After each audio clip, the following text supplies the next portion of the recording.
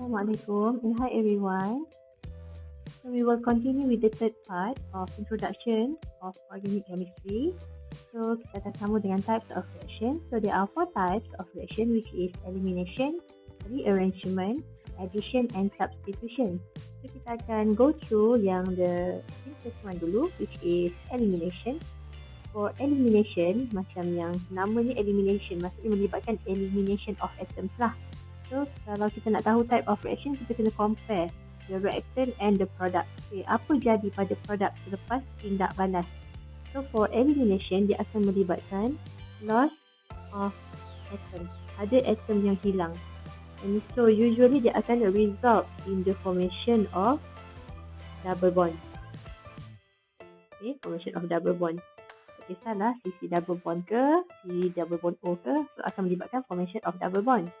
So, kita tengok contoh. Kalau kita ada CH2Cl, CH2Cl lah.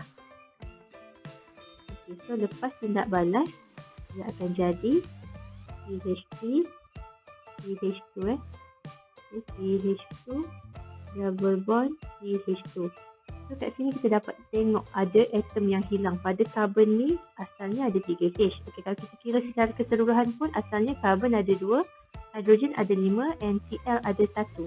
Tapi in the end, in the product, ada 2 carbon dan ada 4 H sahaja. So melibatkan elimination of atom and also formation of double bond. So tindak balas macam ni adalah elimination reaction. Okay, so ada beberapa lagi contoh yang lain. Contohnya kita ada CH3, CH2OH. Okay, so kita dapat CH2 double bond CH2. So macam yang kita nampak kat sini, pada asalnya hidrogen ada 6, oksigen ada 1. Okay, karbon tetap sama. Lepas tindak balas, bilangan karbon memang tak akan berubah. But in the product, the carbon remains 2, but the number of hydrogen tinggal 4 sahaja. So this is another example of elimination reaction. So kita pergi pula kepada example reaction yang kedua which is rearrangement. For rearrangement, selalunya number of atoms remain. Atom dia sama je kalau awak kira sebelum dengan selepas. Yang berubah hanyalah kedudukan sahaja. Saya akan tunjuk 2 contoh. So, let's say kita ada C double bond O, H, CH3. So, lepas tindak balas, dia jadi CH2 double bond CH4H. Okay. So, kalau macam ni, kalau kita tengok, bilangan karbon memang samalah. Okay, hydrogen. Hydrogen pada reaktan ada 4, pada produk pun ada 4. And then, oksigen ada 1 pada kedua-dua belah. So, maksudnya bilangan atom dia sama, tapi susunan sahaja yang berbeza. So, this is an example of rearrangement. Ada juga contoh yang melibatkan carbocation. So, carbocation biasanya dia akan buat rearrangement to form a more stable carbocation lah. So, let's say kita ada carbon plus kat sini. Okay, so this one is CH. Okay, yang kat sini CH3 lah. Okay, so after reaction, carbon ni berpindah ke carbon sebelah. Okay, so kat sini, kenapa berlaku rearrangement? So usually disebabkan oleh to form a more stable carbocation. Kalau awak tengok dekat sini, this is primary carbocation. Okay, so rearrangement memang akan berlaku. Dia akan bertukar tempat, hidrogen pindah ke sini, positive sign pindah ke carbon yang lebih stabil lah. So kat sini dapatlah hasilkan tertiary carbocation. So hydrogen pindah ke carbon sini, jadilah CH3. So kalau awak kira satu-satu pun, bilangan H dia sama. Okay, untuk kedua-dua belah. Carbon memang tak berubah lah. Okay, so this is another example of rearrangement reaction. So kita pergi pula kepada addition dan juga substitution. Okay, addition dengan substitution ni terpecah kepada nucleophilic dan juga electrophilic. So, untuk kita classify kepada electrophilic dan juga nucleophilic, first we have to identify the site of reaction. Okay, so untuk dua ni kena consider site of reaction. So, we have nucleophilic site and electrophilic site. So nucleophilic site, kalau tanda negatif ni melambangkan kawasan yang rich elektron lah. So nucleophilic site, kawasan yang kaya dengan elektron mestilah terdiri daripada karbon yang ada double bond ataupun karbon yang ada triple bond. Okay, so ada juga benzene ring lah. Benzene ring pun ada double bond carbon kat dalam ni. Ada 3 double bond. Okay, 3 carbon double bond dalam ni. So these 3 are all nucleophilic site. Okay, so nucleophilic site akan react dengan electrophile. Nucleophilic site react dengan electrophile. So nama reaction bergantung kepada dengan siapa dia react. Okay, so nucleophilic site ni biasanya organic compound tu lah yang akan berubah selepas tidak balas. So kita nak identify yang react dengan compound tu apa, electrophile ataupun nucleophile. So you have to identify the site of reaction first. You have to classify the compound into nucleophilic site ataupun electrophilic site first. Okay, so kita pergi pula kepada electrophilic site. Untuk electrophilic site merujuk kepada karbon lah, karbon yang poor. Okay, so karbon akan jadi miskin kalau dia terikat kepada atom yang lebih elektronegatif. Okay, so carbon bonded to more electronegative atom. Okay, bila karbon terikat kepada atom yang lebih elektronegatif, so X ni merujuk kepada halogen ya, group 17. So kita tahu X, okay, halogen dan juga oksigen is highly negative, memang bersifat negatif. So kedua-duanya akan tarik elektron daripada karbon dan menyebabkan karbon jadi miskin lah. So kita akan letak tanda partially positive. Okay, partially positive to show that the electron in carbon is poor when the carbon is bonded to atom which is more electronegative. So, disebabkan karbon dah miskin kat sini, so itu menyebabkan karbon akan jadi electrophilic site. Okay, electrophilic site simbolik E+ lah. Okay, nak tunjuk electrophilic bersifat miskin elektron. So, electrophilic site, okay, electrophilic site ni akan react dengan react dengan nucleophile. Okay, tadi nucleophilic site react dengan electrophile. So electrophilic site akan react dengan nucleophile. So nama reaction bergantung kepada dengan siapa dia react. Kita tengok contoh yang pertama. So C double bond O, CH3,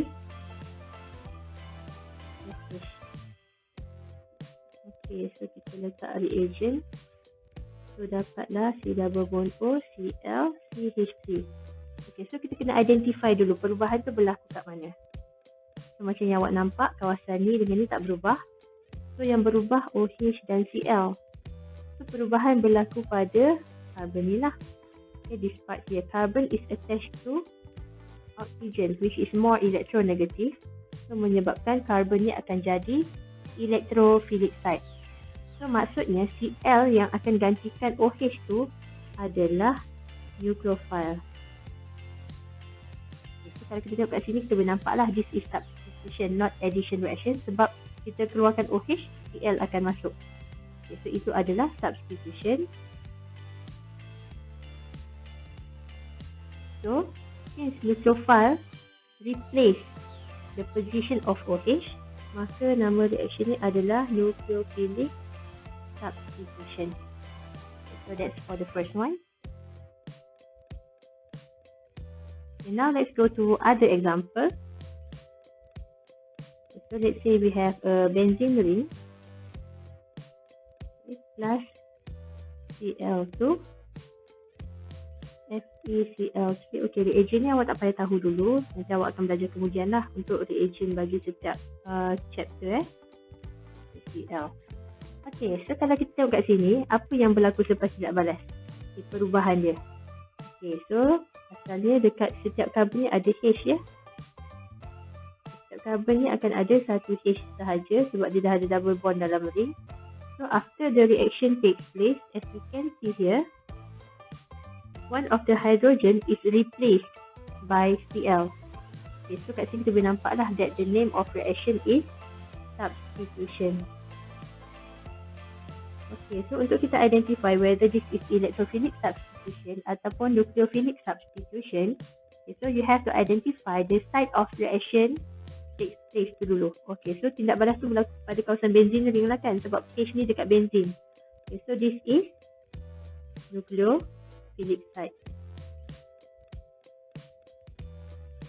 Okay, nucleophilic site.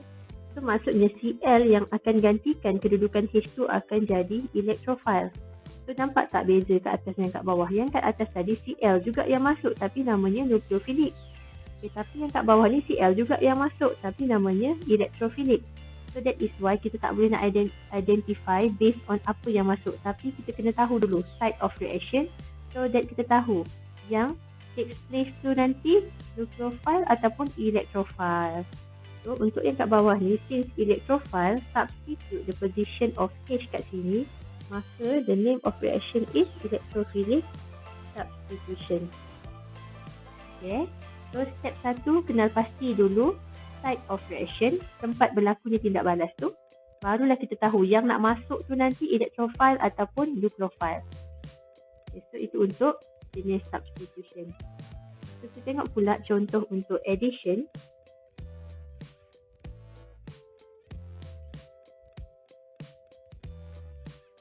Okay, so kalau kita ada alkene, okay, and then if we involve the addition of acidified water, so selepas tindak balas kita akan dapat, okay, untuk predict product ni pun awak akan belajar kemudian. Sekarang ni just nak identify type of reaction je. Okay, so sekarang kita tengok tindak balas ni melibatkan, okay, kalau tengok perubahan ni berlaku pada double bond kan. Selepas tindak balas, what happens to the double bond? Okay, double bond hilang. So bila double bond tu hilang, maksudnya itu adalah addition reaction. Okay, so double bond hilang dan juga melibatkan pertambahan atom. Pada asalnya kita ada 4 JH. And then pada produk kita ada 6H and 1 oxygen atom. So that is addition reaction. So kita tengok pula site of reaction. So the reaction occur here. CC double bond. Okay. So CC double bond is nucleophilic site. Okay, so maksudnya H2O yang akan masuk tu nanti adalah electrophile. So the name of reaction is electrophilic addition. So we go to the last one.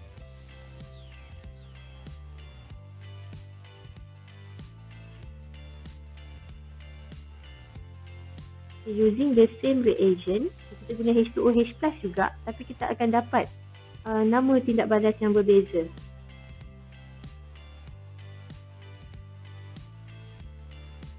Kalau kita tengok pada site of reaction ni, okay, kalau kita compare reaction dengan produk, memang melibatkan pertambahan atom lah.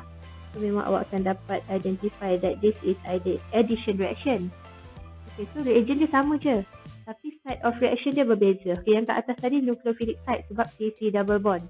Sekarang ni tindak balas ni berlaku pada kawasan C double bond O. Nampak? C double bond O hilang, tambah OH pada carbon yang sama. Okay, tambah OH kat atas, OH kat bawah. O ni putus lah maksudnya. Double bond O ni putus. So, kita kena tahulah tindak balas berlaku dekat sini. So, this is electrophilic site.